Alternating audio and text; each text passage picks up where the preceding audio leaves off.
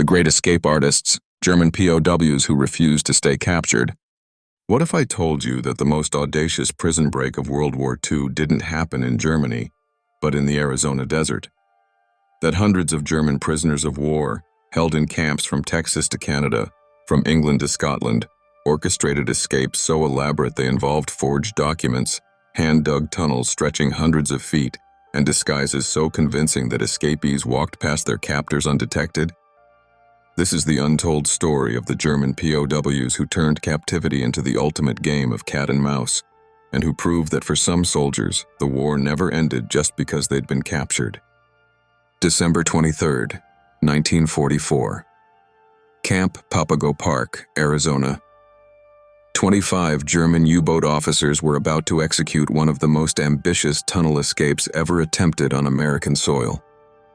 These weren't ordinary prisoners.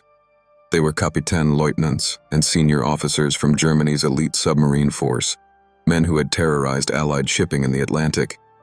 Men like Jürgen Wattenberg, a decorated U-boat commander who had already escaped once from a Canadian camp. These officers had spent months planning, calculating, and digging, and tonight they would make their bid for freedom under a clear desert sky, just 2 days before Christmas.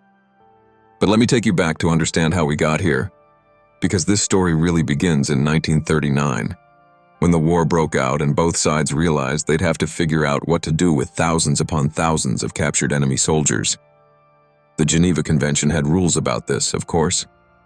Prisoners were to be treated humanely, given adequate food and shelter, and here's the crucial bit that would drive everything that followed. Officers were not required to work. They could spend their days doing essentially whatever they wanted within the confines of their camps. And what many German officers wanted was to escape. The psychology of these men is fascinating. For German military personnel, particularly officers, there was an unwritten code that attempting escape was not just acceptable, but expected. It was considered their duty to try to return to the fight. The German military even had a classification system for escape-worthy prisoners, essentially identifying which captured officers had the temperament, skills, and determination to make serious escape attempts.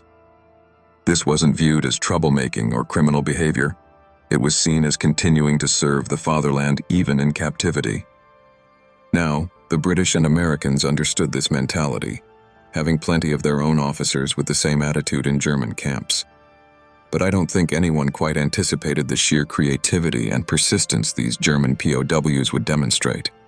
We're talking about men who would spend 6 months digging a tunnel with makeshift tools, who would craft civilian clothing from dyed uniforms, who would forge identity papers so meticulously that they could pass inspection, and who would study train schedules, learn local languages, and memorize maps of terrain they'd never seen, all for a chance at freedom that, realistically, most of them knew was nearly impossible to achieve. Let's start in Britain, because some of the earliest and most dramatic German POW escapes happened on British soil. In October 1941, a German pilot named Franz von Vera became the only German POW to successfully escape from Canada and return to Germany during World War II. But his story actually started in England. Von Vera was a Luftwaffe pilot, cocky and charismatic, who had been shot down during the Battle of Britain. He was exactly the kind of prisoner the British categorized as high escape risk. And they were right to worry. Von Vera's first escape attempt happened while he was being transported by train. He simply jumped out of a window while the train was moving. He was recaptured within hours, cold and injured. His second attempt was more elaborate. At a POW camp in Swanwick, he and several others planned to cut through the wire during an electrical blackout they would create themselves. That attempt was discovered before it could be executed. The British decided to ship him to Canada, thinking the vast distance from Germany would discourage further attempts. They were very wrong. In Canada, von Vera was held at a camp in Ontario. In January 1941, during a routine transfer of prisoners, von Vera managed to slip away from his guards at a train station. Here's where it gets remarkable. It was the dead of winter, temperatures well below freezing, and he was in the middle of rural Ontario with no cold weather gear. But von Vera had a plan. He walked through the snow for hours until he reached the partially frozen St. Lawrence River. This river formed the border with the still neutral United States. He crossed the ice at night, nearly dying from hypothermia in the process, and made it to American territory. Now, you might think his troubles were over, but the United States wasn't at war yet. The Canadian and British authorities wanted him back. Von Wera was detained by American immigration officials, and a lengthy legal battle ensued about whether he would be extradited. But since America wasn't at war with Germany, and Von Wera argued he was fleeing captivity rather than committing a crime, he was eventually released. He made his way to Mexico, then South America, and from there caught a ship to Spain and finally back to Germany. He was greeted as a hero, promoted, and sent back to combat. Tragically, he was killed just a few months later when his plane disappeared over the North Sea. But his escape became legendary, proof that it could be done. Von Wera's success electrified German POWs in camps across Britain and North America. If one man could do it, why not others? But what most of these prisoners didn't fully appreciate was just how extraordinarily lucky and skilled Von Wera had been, and how his escape had only succeeded because of a unique political situation that wouldn't be repeated once America entered the war. Back in Britain, German POWs kept trying. There were escape attempts from camps all over the country. One of the most audacious happened at Island Farm Camp, also known as Camp 198 in Wales. In March 1945, with the war clearly almost over, 67 German prisoners escaped through a tunnel. It was the largest escape of German POWs from a British camp during the entire war. These men had spent months digging a tunnel over 60 feet long, shoring it up with bedboards and lighting it with improvised lamps made from fat and bootlaces. They'd made civilian clothes from dyed uniforms and had forged identity papers. But here's the thing about escaping in Britain. It's an island. Where exactly were they going to go? All 67 escapees were recaptured within a few days. Most of them barely made it beyond the local area. A few got as far as Birmingham or Southampton, thinking they might somehow stow away on a ship to Ireland or continental Europe. But Britain was covered with military personnel and civilian observers who had been trained for years to be vigilant about spies and suspicious persons. A German prisoner of war, no matter how good his forged papers or his English language skills, stood out. This brings us to an interesting pattern. Escape attempts in Britain and Europe were numerous but rarely successful in terms of actually getting back to Germany. Escape attempts in North America were less frequent but often more ambitious in scope, precisely because the geography seemed to offer more possibilities, even if those possibilities were largely illusions. By 1943, the United States was holding hundreds of thousands of German POWs. These men had been captured in North Africa, Sicily, Italy, and later France. They were spread across camps in nearly every American state. The U.S. military decided to put many of these camps in remote areas where escape would be difficult and where the prisoners could be put to work on farms and in forests to address wartime labor shortages. What they didn't anticipate was that some German officers would see these remote locations not as obstacles, but as opportunities. Which brings us back to Camp Papago Park in Arizona. This camp held German officers, many of them U-boat commanders who were considered high-value prisoners. The camp was surrounded by desert, which the American authorities assumed would be a natural deterrent to escape. If you ran, where would you go? You'd die of thirst before you made it anywhere. What the Americans didn't realize was that the Germans had a completely different understanding of the local geography. The Germans had access to National Geographic magazines in the camp library. They studied these magazines intently and noticed that the Gila River ran near the camp.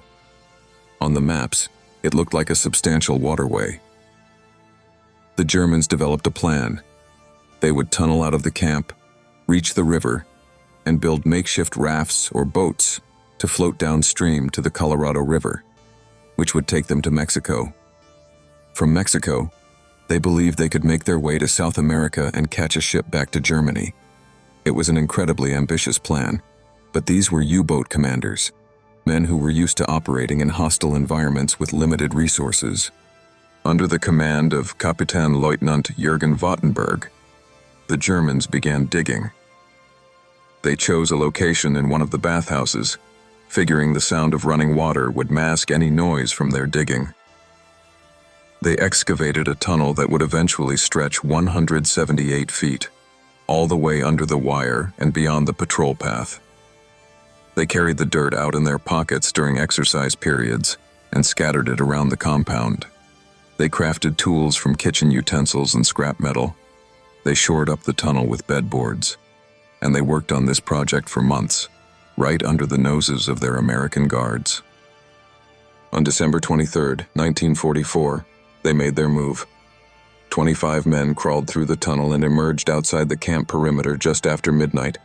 They scattered in different directions, but most headed for what they believed was the Gila River. And this is where their carefully laid plans hit a harsh reality. The Gila River, which looked so promising on those National Geographic maps, was barely a trickle in December.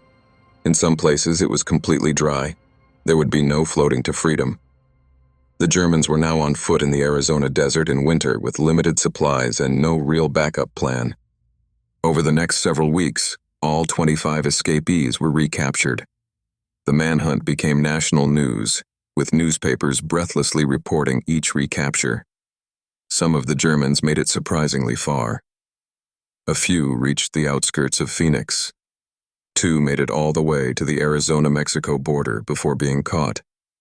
But the vast majority were picked up within days, cold, hungry, and disillusioned. The last escapee wasn't captured until late January, more than a month after the breakout. He'd been living in a cave, surviving on cactus and whatever small animals he could catch, convinced that if he could just hold out a little longer, he'd find a way to Mexico. The Papago Park escape wasn't the only major tunnel escape in North America. At Camp Bowmanville in Ontario, German prisoners dug an elaborate tunnel in 1941, though it was discovered before anyone could use it. At Camp Gravenhurst, also in Ontario, a group of prisoners tunneled out, but were quickly recaptured. What's striking is the consistency of the technique. Tunneling was the preferred method because it offered the best chance of getting outside the wire undetected. Cutting wire or climbing fences was too risky. Guards could spot you. But a tunnel, if done right, could get dozens of men out before anyone noticed. There's something almost tragicomic about many of these escape attempts, particularly the ones in North America. These German officers had been trained to think strategically, to analyze problems and develop solutions. But they were operating with incomplete information in a foreign environment.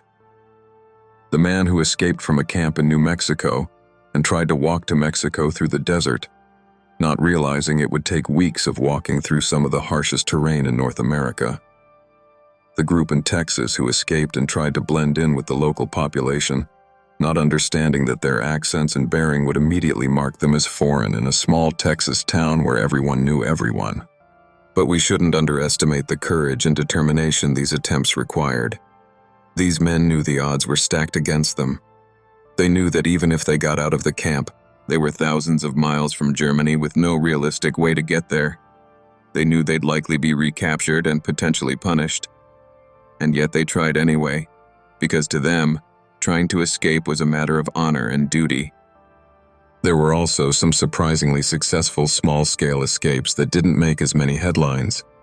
Individual prisoners who slipped away from work details and remained at large for weeks or even months before being recaptured. One German prisoner in Colorado escaped from a work camp and survived in the Rocky Mountains for several months, living off the land, before he was finally caught. Another in Minnesota made it across the border into Canada and was free for nearly 2 months before Canadian authorities detained him. These men weren't trying to get back to Germany. They knew that was impossible.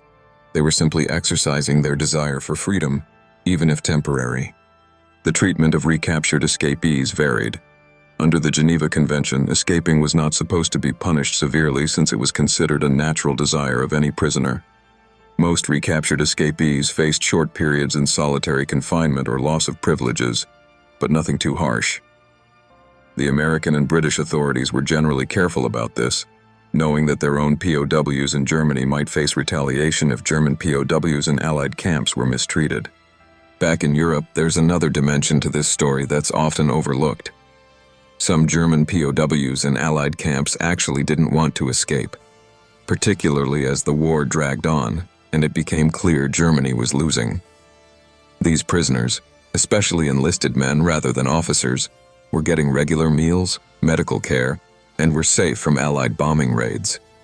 Why would they risk that to return to a Germany that was being reduced to rubble?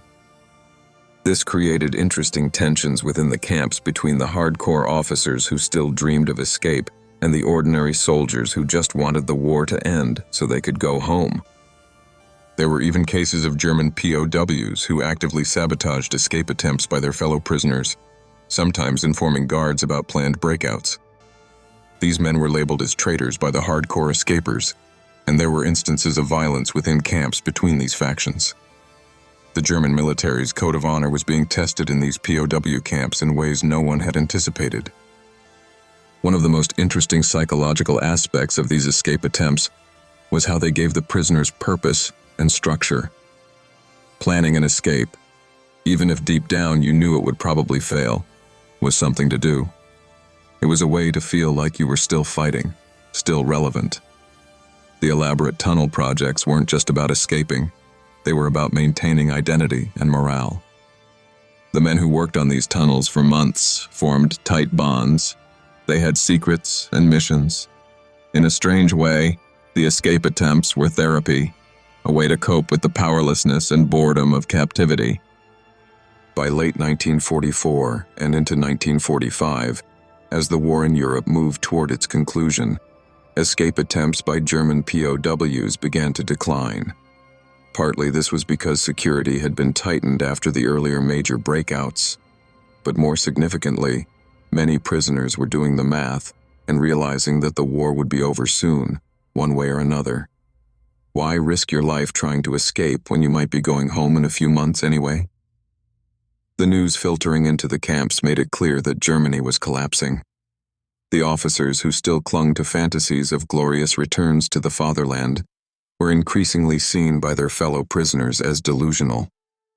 After the war ended in May 1945, the question became what to do with all these German POWs. They couldn't all be sent home immediately. Germany was in ruins and couldn't handle the influx. So many prisoners remained in camps in Britain, America, and Canada for months or even years after the war ended. During this period, escape attempts became even more pointless, but still occasionally happened, usually by men who were simply desperate to get home and couldn't bear waiting any longer. Looking back at this entire saga, what strikes me most is the human dimension. These escape attempts weren't just historical footnotes. They were expressions of will, hope, and identity by men caught in extraordinary circumstances. The U-boat commander shivering in an Arizona cave, convinced that if he could just reach Mexico, he'd somehow make it back to Germany. The Luftwaffe pilot freezing on the ice of the St. Lawrence River, step by painful step, making his way to American territory. The men in Wales emerging from their tunnel into the night, knowing the odds were against them, but unable to resist the pull of that tunnel they'd spent months digging. These weren't necessarily good men. Many of them had fought for a regime that committed unspeakable atrocities. But in their escape attempts, we see something universally human. The refusal to accept captivity, the drive for freedom, the need to feel like you're still in control of your destiny, even when you're clearly not. Military historians study these escapes for what they reveal about security, about military culture, about the psychology of prisoners. But they're also just extraordinary stories of human determination and ingenuity. The irony is that almost none of these elaborate escape attempts actually achieved their ultimate goal. Von Wera was the exception, and he died shortly after his return to Germany. The tunnels, the forged papers, the months of planning, they almost never resulted in a successful return to Germany. And yet, the men kept trying. Camp after camp, year after year, German POWs refused to simply accept their captivity. They dug their tunnels, made their plans, and took their chances. In the end, What were they really escaping from? Yes, from the camps and the confinement. But also, I think, from the unbearable reality that the war they'd fought was lost. That their sacrifice had been for nothing. That their future was uncertain and out of their control. The escape attempts were a way to maintain the fiction, however briefly, that they were still soldiers, still fighting, still relevant to the outcome of the war. When that tunnel finally opened up and they crawled through into the night air beyond the wire, for those few hours or days before recapture, they weren't prisoners anymore. They were free men on a mission. And perhaps that feeling, however temporary and ultimately futile, was worth all the risk and effort. The story of German POW escapes during World War II is ultimately a story about the limits of captivity. You can confine a man's body, but his mind and his will are harder to imprison. These German officers proved that again and again, even when their efforts were doomed from the start. They remind us that the human drive for freedom and autonomy is powerful enough to overcome even rational calculations about odds and outcomes. Sometimes the attempt is what matters, not the result.